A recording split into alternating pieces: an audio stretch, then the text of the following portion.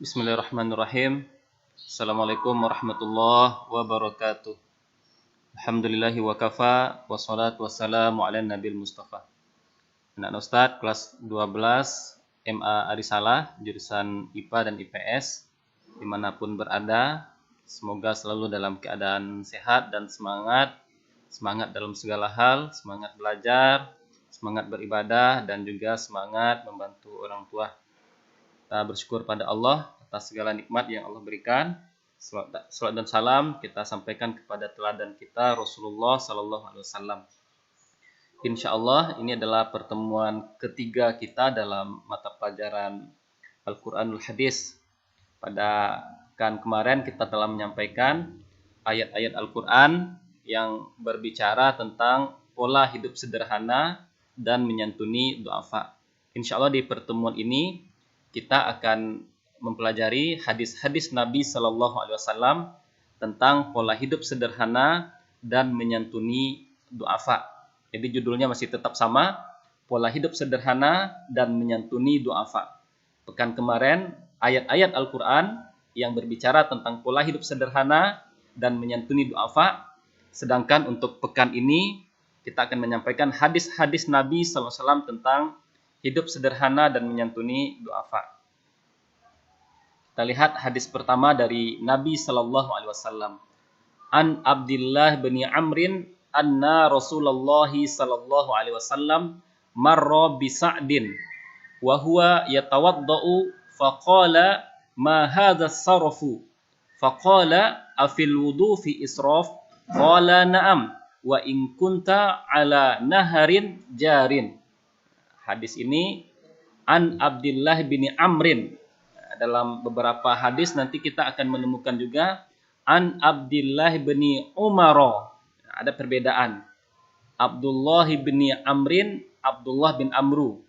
Abdullah anak Amru bin As. Sedangkan kalau An Abdullah bin Umar dari Abdullah bin Umar bin Khattab. Jadi yang hadis ini adalah di hadis ini adalah yang disampaikan oleh sahabat Nabi Abdullah bin Amru. Nah, kalau kita belajar hadis, kita akan mengenal nanti 4 orang sahabat yang namanya Abdullah dan mereka banyak meriwayatkan hadis. Ada Abdullah bin Abbas, ada Abdullah bin Zubair, ada Abdullah bin Umar, dan ada Abdullah bin Amru. Di hadis ini adalah Abdullah bin Amr. Sekarang kita coba lihat arti kosakata yang ada dalam hadis. Yang pertama katanya adalah israf. Arti dari israf adalah berlebih-lebihan. Jangan sampai kita salah baca, sin terganti dengan shin. Israf itu beda lagi artinya. Israf dengan israf berbeda. Musrif, orang yang berlebih-lebihan. Musyrif, nah, kalau antum dan antuna di asrama, musyrif, pembimbing atau pengarah di asrama. Kemudian kosakata yang kedua adalah ala naharin jarin. Ala itu di atas atau pada nahar. Nahar itu artinya sungai. Jarin. Jarin itu mengalir. Jadi pada sungai yang mengalir. Kita lihat terjemahan secara lengkap dari Abdullah bin Amr. Jadi kalau Amrin dari Abdullah bin Amr. Kalau Umar dari Abdullah bin Umar. Dari Abdullah bin Amr berkata bahwa Rasulullah Sallallahu Alaihi Wasallam melewati. Kalau di sini terjemahannya salah. Melewati Sa'id. Semestinya bukan Sa'id, Sa'ad. Antum dan antuna ingat ini bukan Sa'id tapi Sa'ad. Sahabat Nabi Sa'ad bin Abi Waqqas. Nabi Sallallahu Alaihi Wasallam melewati saat yang sedang berwudu. Rasul Sallallahu Alaihi Wasallam bersabda sekaligus bertanya, kenapa berlebih-lebihan seperti ini wahai Sa'ad? Lalu Sa'ad berkata dan bertanya kepada Nabi Sallallahu Alaihi Wasallam, apakah dalam wudu ada yang dianggap berlebih-lebihan? Kaget Sa'ad karena beliau mengira kalau dalam wudu itu tidak ada hal yang berlebih-lebihan meskipun memakai air yang sangat banyak. Maka Rasul SAW menjawab, Iya, kata Nabi Sallallahu Alaihi Wasallam, meskipun engkau sedang berada di atas sungai yang mengalir, di atas sungai yang mengalir, tetap itu dianggap berlebihan. Hadis ini diriwayatkan oleh Imam Ibnu Majah dalam kitab Sunannya. Ini terjemahannya. Sekarang kita lihat penjelasan hadis ini. Hadis ini menunjukkan keharusan bagi kita untuk menghindari sikap boros. Nah, intinya seperti itu. Kita diharuskan untuk menghindari sikap boros. Dalam berwuduk saja, wuduk ini adalah ibadah, kita tidak boleh boros dalam menggunakan air. Apalagi dalam hal-hal yang sifatnya mubah. Ini coba kita lihat di air yang mengalir, di sungai berwuduk, dilarang berlebih-lebihan. Apalagi kalau kita berwuduknya di tempat yang kekurangan air, maka itu akan menjadi berlebih-lebihan kuadrat. Ya, contoh berlebih-lebihan dalam berwuduk itu, yang sunnahnya 3 dijadikan 4, dijadikan 5. Itu nanti akan masuk ke dalam berlebih-lebihan. Ini hadis yang pertama. Kita masuk ke hadis yang kedua. An Hakim bin Hizam radhiyallahu anhu anin Nabi sallallahu alaihi wasallam. Qala al-yadul ulya khairum minal yadis sufla. Wabda biman ta'ul wa khairus sadaqati an zahri ghina wa may yasta'fif yu'iffahullah wa may yastaghni yughnihillah.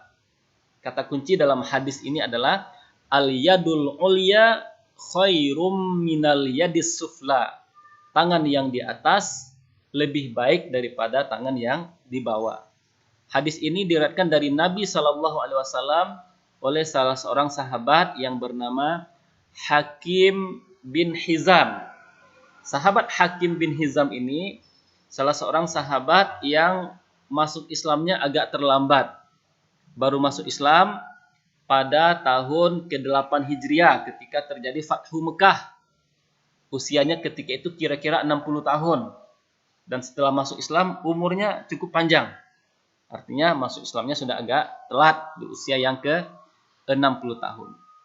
Adapun sebab dari hadis ini adalah, nanti kita mungkin pernah membaca dalam perang Hunain, kaum muslimin meraih rampasan perang yang banyak. Maka Nabi Shallallahu Alaihi Wasallam memberikan awalnya 100 ekor onta kepada Hakim bin Hizam. Namun Hakim terus minta tambah. Hakim minta tambah terus. Kemudian Nabi memberikan nasihat kepada Hakim bin Hizam dengan hadis ini. Intinya dinasihat tadi, wa may yasta'fif yu'iffahullah. Siapa yang menjaga dirinya, Allah akan menjaganya. Setelah itu Hakim bin Hizam bertekad tidak akan meminta-minta dan menerima pemberian dari orang lain. Luar biasa cara beliau menjaga dirinya. Ini tentang hadis. Kita lihat kosakata yang ada dalam hadis ini. As-sufla artinya adalah rendah. Lawannya adalah al-ulya. As-sufla rendah, al-ulya tinggi.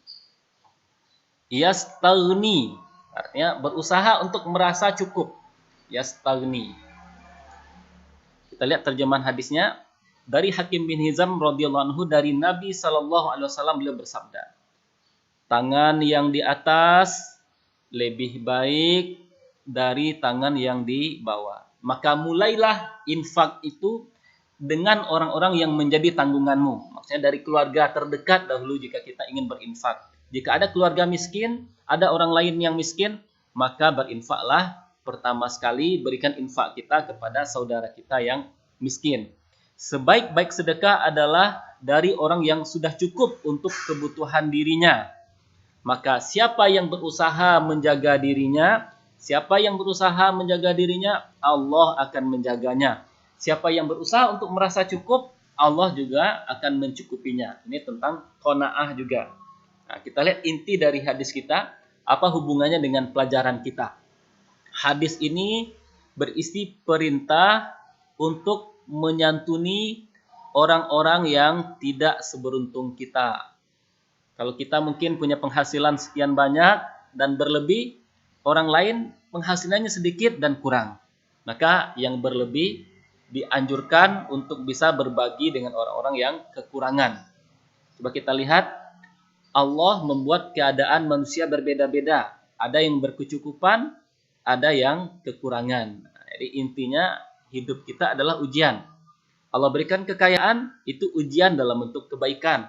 Allah berikan kemiskinan, itu juga ujian dalam bentuk sesuatu yang tidak kita senangi. Ujian bagi orang yang berkecukupan adalah mampu nggak dia berbagi dengan orang yang membutuhkan.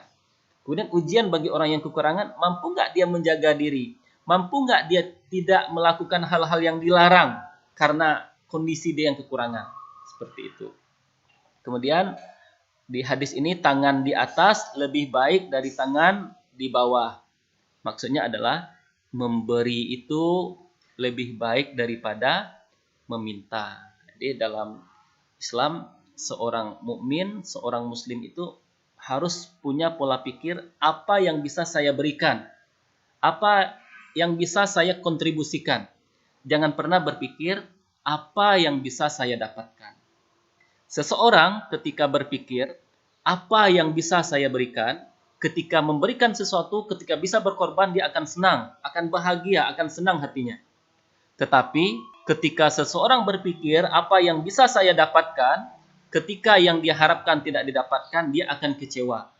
Maka agar kita selalu bahagia dalam hidup kita, munculkan dalam pikiran kita suatu prinsip apa yang bisa saya berikan, apa yang saya bisa korbankan. Ini hadis yang kedua. Masuk kita ke hadis yang ketiga. An Miqdad bin Ma'di Karib qala sami'tu Rasulullah sallallahu alaihi wasallam yaqul ma mala'a adamiyun wi'an syarram min batni bihasbi bini adam ukulat yuqimna sulba fa in kana la mahala fasulusun li ta'amihi wa sulusun li syarabihi wa sulusun li nafsi. Kita lihat kosakatanya wi'an. Wi'an itu artinya bejana atau wadah. Dalam hadis ini perut diumpamakan seperti bejana. Ukulat. Ukulat ini artinya beberapa suap. Tidak sekian banyak, tapi beberapa saja. Itu ungkapan dalam hadis. Dari Abu Karimah Miqdad bin Ma'ad Karib radhiyallahu anhu berkata, saya mendengar Rasul SAW bersabda, tidaklah lebih berbahaya seseorang itu memenuhi suatu bejana melebihi bahayanya memenuhi perut. Cukuplah bagi anak Adam, bagi manusia beberapa suap makanan yang dapat menegakkan tulang punggungnya. Dan seandainya ia tidak mampu berbuat seperti itu, maka sepertiga untuk makanan, sepertiga untuk minuman, dan sepertiganya lagi untuk nafas. Ya, kalau bisa makan itu ya ala kadarnya, beberapa suap. Tapi kalau seandainya nggak bisa, nggak kuat untuk menahan diri atau nggak kuat nanti badannya, maka solusinya adalah sepertiga untuk makanan, sepertiga untuk minuman, sepertiga untuk bernafas. Hadis ini menjelaskan bahwa berlebihan dalam konsumsi makanan berbahaya bagi tubuh. Makanya ada yang mengatakan sumber penyakit manusia itu berasal dari perut. Seseorang yang banyak makannya akan banyak mengantuknya. Siapa yang banyak mengantuknya akan kurang aktivitas-aktivitas yang bermanfaat. Dan tentu kita semua merasakan ketika kita sedang berpuasa, ketika perut kita tidak penuh, ketika perut kita kosong, badan kita terasa ringan untuk bergerak. Meskipun fisik terasa lemah, tapi mudah untuk bergerak. Berbeda dengan seseorang yang perutnya kenyang, kalau belajar pun dalam keadaan kenyang mudah ketiduran. Dalam melakukan aktivitas apa-apa, malas. Ada pesan dari para ulama, jangan banyak tertawa, jangan banyak berbicara, jangan berlebih-lebihan dalam makan. Jadi hadis ini juga mengajarkan kepada kita tentang kesederhanaan. Salah satu cerminan hidup sederhana itu adalah seimbang dalam pola makan dan punya gaya hidup sehat. Belum berarti orang yang memakan semua makanan itu sehat. Dan bukan berarti pula orang yang makan ini sedikit tidak sehat. Bisa jadi itu yang sehat. Kita cukupkan materi kita sampai di sini. Mudah-mudahan hadis yang kita baca, yang kita pelajari ini bisa mendorong kita untuk bersikap sederhana dalam hidup dan bisa mau berbagi dan membantu orang-orang yang duafa. Terima kasih atas perhatian Ustadz. Billahi taufiq wal hidayah. Wassalamualaikum warahmatullahi wabarakatuh.